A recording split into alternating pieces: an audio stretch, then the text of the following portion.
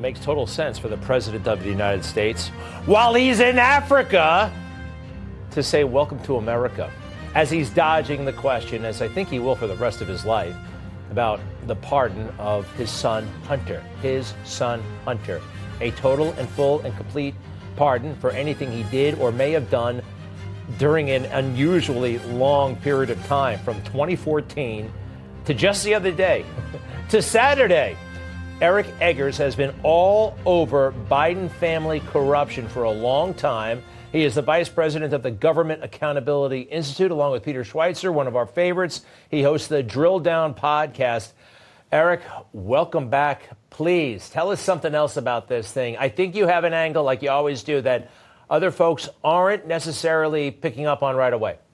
Yeah, thank you, Greg. First, I think it's not inappropriate for Joe Biden to be in Africa, because pardoning his son, who made money off of his father's political career, seems like the kind of thing that happens in the third world. But as you and I discussed earlier, Greg, the thing that I think people should be paying attention to is, while the pardon period begins in January of 2014, and that's right around the same time that Hunter Biden's business dealings began in China and Ukraine and Russia, the fact that it was extended through Thanksgiving of this year to December 1st, just a couple of days ago, I think is telling, maybe in this respect.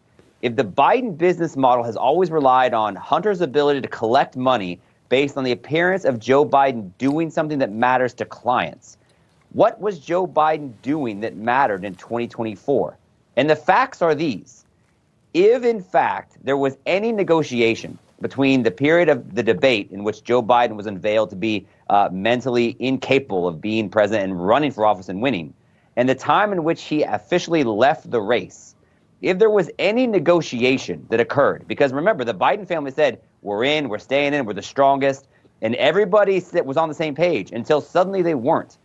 If there was any negotiation, and Hunter as the bag man had any role in negotiating a buyout of some sort that infringed on legal standards, Joe Biden's pardon of Hunter Biden would cover that as well.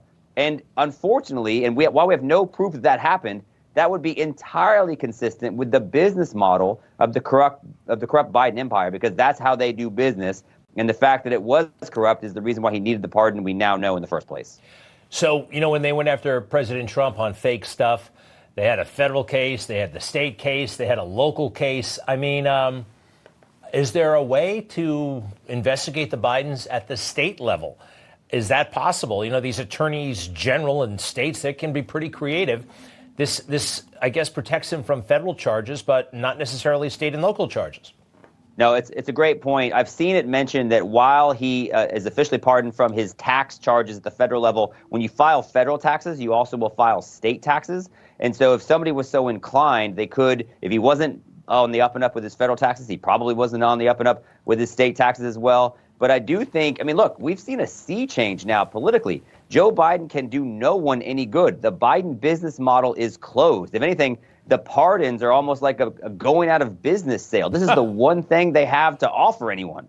So, people are going to line up to see if they can be forgiven for their sins. And so I think while people now recognize it's good politics to be anti-corruption and, frankly, anti-Joe Biden, it wouldn't shock me if some enterprising attorneys general in states that are red or blue might take a look at this.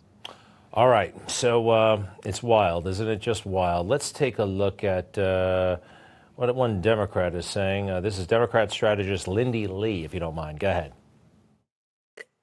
The pardon was so all-encompassing. It's 11 years.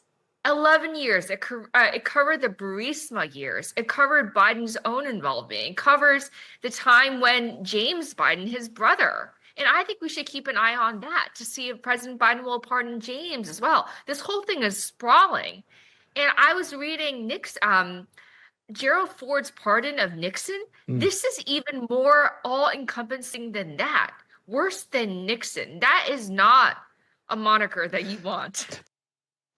Actually, Nixon's pardon of Gerald Ford was very, very thoughtful, and Gerald Ford addressed the nation and talked to everybody about it, and it's one of the best speeches, I think, in presidential history. But how How about that? What do you think the chances are that James Biden, Frank Biden, and that there are more pardons coming? I mean, he hasn't received all that much criticism for this, strangely enough, right, from dominant media. No, it's a great point, but the reason why he hasn't received criticism is because he can be portrayed as this loving and sympathetic father who will do anything to keep his son out of prison. Notice this is the angle that Joe Biden has enjoyed the last several years. He didn't face prosecution from Ben-Hur over his mishandling of classified documents, not because he wasn't guilty of it, but because he would have been a sympathetic defendant who can't recall key dates, times, and maybe his actual location at the moment. So I think but if you start pardoning Frank Biden, you start pardoning Jim Biden, you start pardoning the 7 other Biden family members that have taken money in some way, shape, or form from the Biden business scheme, now you're not just a sympathetic father, you're the godfather who's covering his tracks. And so it's like, oh, he's a great father, he's a great brother, he's a great cousin, he's a great client of his banker, he pardoned him too, maybe, right? I mean, it starts to become, what's the narrative that we're telling? And if Democrats are starting to become critical now, the worse it gets, I think the louder the criticism will get as well. Going forward, you know, the media, they used to be a watchdog. They used to kind of enjoy big, juicy, meaty stories, be they about Republicans or even Democrats. They have been so reflexively defensive and defenders of everything Democrat, everything Biden.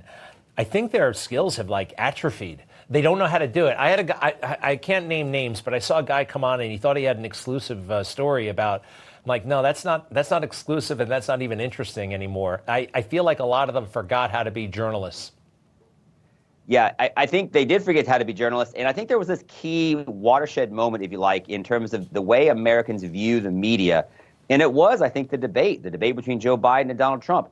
Because we were told for months that Joe Biden was at his sharpest. This was the guy. He's as smart as he's ever been, Joe Scarborough proclaimed from behind his desk. And, and then even when the report came out about Robert Hur saying, hey, we think this guy's got a faulty memory, the New York Times ran an op-ed from a neuroscientist that said, we're thinking about remembering and forgetting in the wrong way.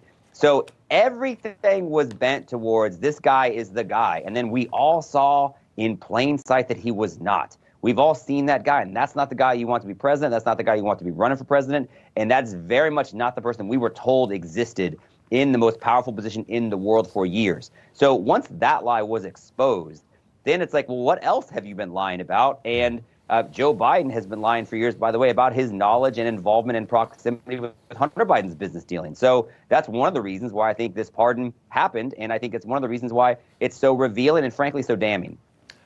They're so full of themselves, aren't they? You know, they hand each other these awards and they talk about we tell the truth here. And we showed everybody every step of the way. We don't run away from it. And it's so amazing. Eric Eggers, we appreciate you and your colleagues in the Government Accountability Institute. How often does the drill down drop?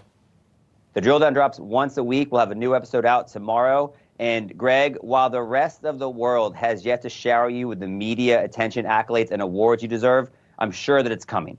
So don't worry, you'll get yours. I will politely refuse it. I'll do that thing that that Indian woman did with for Marlon Brando. Remember that thing? No, thank you. No, thank you. Thanks a lot, Eric Eggers. To be continued, and we'll be right back.